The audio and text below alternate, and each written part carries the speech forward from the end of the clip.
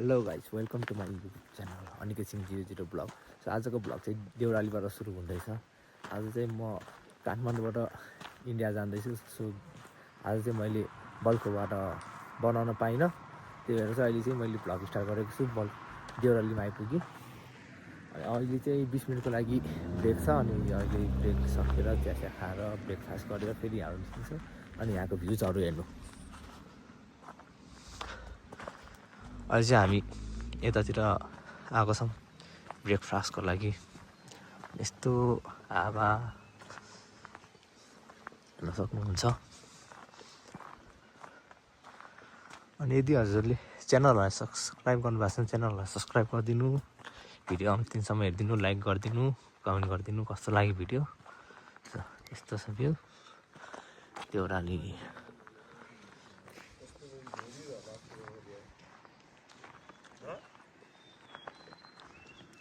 कोयलको आवाज आयो।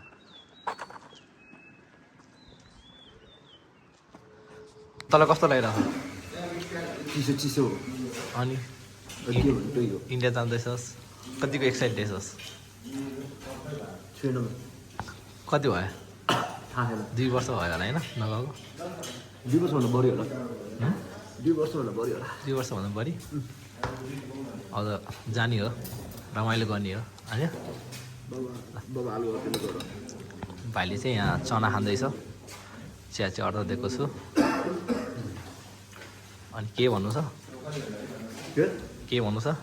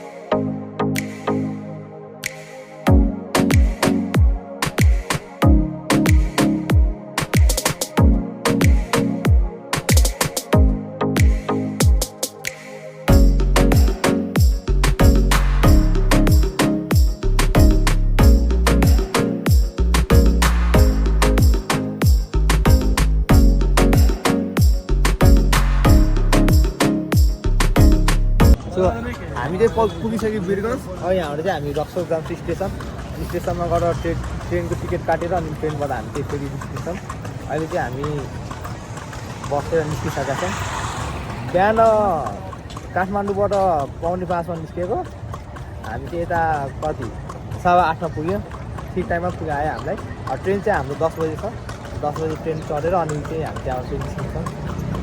हजुरलाई फेरि त्यहाँ गएर हजुरलाई देखाउँछु ट्रेन कति बजी निस्किन्छ, कहाँसम्म जान्छ सबै हजुरलाई भन्छु।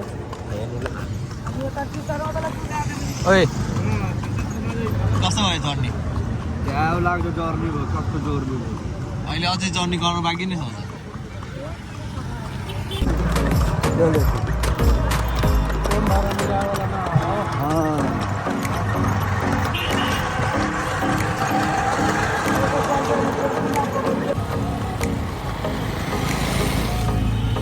हामीले वीरगञ्ज गेट कटिसक्यो।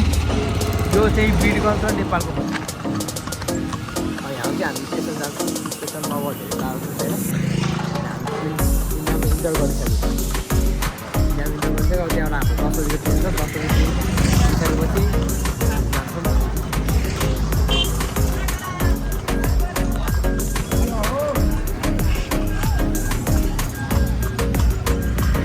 रक्सौल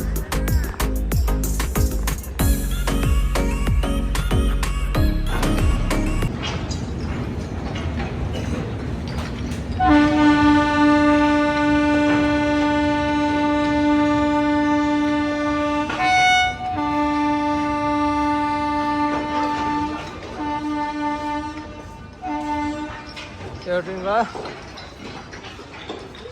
अनि यहाँ चाहिँ लोड गाडीलाई लोड ट्रेनलाई अनलोड गरिरहेको छ ढुङ्गासँग झारिरहेको छ हेर्नु न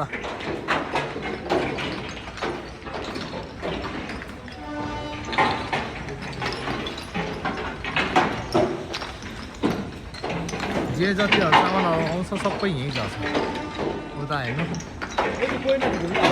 उता ढुङ्गा हो तिनीहरू त्यो ढुङ्गाहरू सब ढुङ्गा भयो यो अनि उतापट्टिको फलामहरू उतै हुन्छ त्यो ट्रकहरूमा लोड हुन्छ सो गाइस हामीले टिकट नि पायो दुईजनाको दाजुभाइको सो टिकट चाहिँ हामीले पायौँ टिकटको चाहिँ 150 लियो दुईजनाको अनि ट्रेनको चाहिँ टाइमिङ चाहिँ कस्तो ट्रेनमा चाहिँ हाम्रो चाहिँ निस्किने टाइम रहेछ अहिले ट्रेन आउँदैछ अनि ट्रेनहरू आइसकेको चाहिँ हामी ट्रेनमा बस्छौँ अनि ट्रेनमा चाहिँ हाम्रो निस्किन्छ अहिले हामी वेटिङमा छौँ अहिले 8:49 भयो के भन्छ ए के भन्नु छ ट्रेन ढिला छ मजाले जाने सुतेर गइदिनु सुतेर त्यही त गर्ने अनि ल हेर्नु स्टेसन यस्तो छ यहाँको यो चाहिँ आनन्द विहार जान्छ यो ट्रेन चाहिँ आनन्द विहार रक्सोलदेखि आनन्द विहार हामी चाहिँ अब वेटिङमा छौँ अब हामी चिया खान्छौँ अब चिया हेर्छु यता कता चिया कहाँ पाइरहेको छ अनि चिया खान्छ अहिले चाहिँ हामी चिया लिनलाई बाहिर जाँदैछौँ यता काहीँ पनि छैन यता बाहिर जान्छौँ चिया कहाँ छ चिया लिन्छौँ पानी लिन्छौँ अनि खानेकुराहरू केही खान्छौँ यसमा पनि चिया यसमा चिया पुरै भरेर लिएर आउँछु बाटोमा खानलाई हुन्छ बाटोमा फेरि स्टेसनमा पाउँदैन चिया ट्रेनमा पनि पाउँदैन गाइस कति धेरै मान्छेहरू सबजना रक्सोलको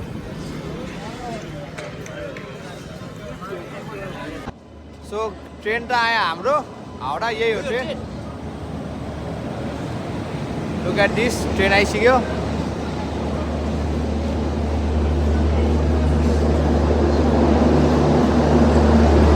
मिथिला एक्सप्रेस हाउडा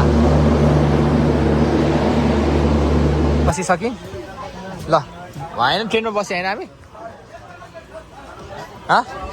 ट्रेनमा बस्यौँ ट्रेन 10 बजी खुल्छ हामीले ट्रेनमा बसिसक्यो ट्रेन चाहिँ अब 10 बजी खुल्छ अहिले इन्जिनहरू चेन्ज हुन्छ सबै चिजहरू लुक एट दिस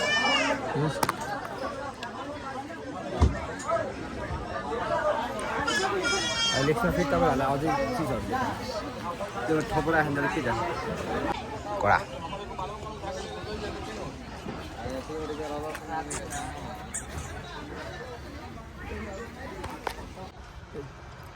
उता चाहिँ अब ट्रेनको इन्जिन लाग्छ इन्जिन चाहिँ उता गइरहेछ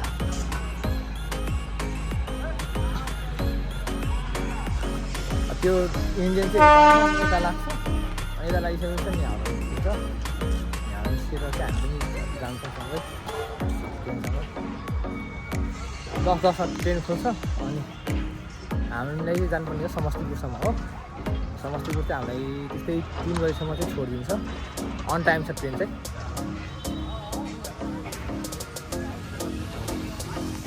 यहाँ चाहिँ लास्टै गर्मी छ काठमाडौँ भन्दा यता गर्मी छ एकदमै यो लगाउँछु यो लगाउनु कस्तो गर्मी भइरहेको छ एकदमै गर्मी छ यता त काठमाडौँमा त्यस्तो छैन तर यता चाहिँ एकदम गर्मी छ यता चाहिँ बिहान र बेलुका चाहिँ त्यस्तो गर्मी पनि हुँदैन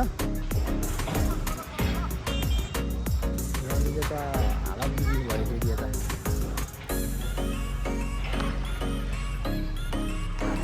गाइस हाम्रो ट्रेन चाहिँ निस्किसक्यो रक्सोलबाट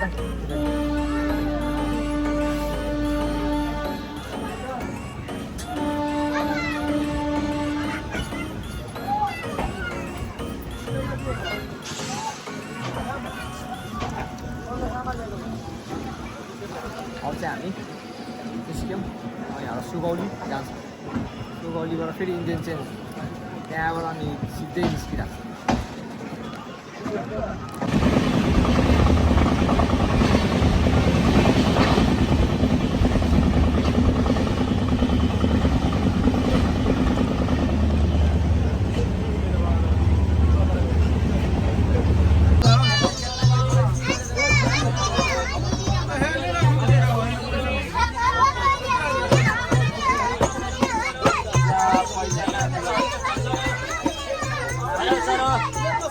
हामी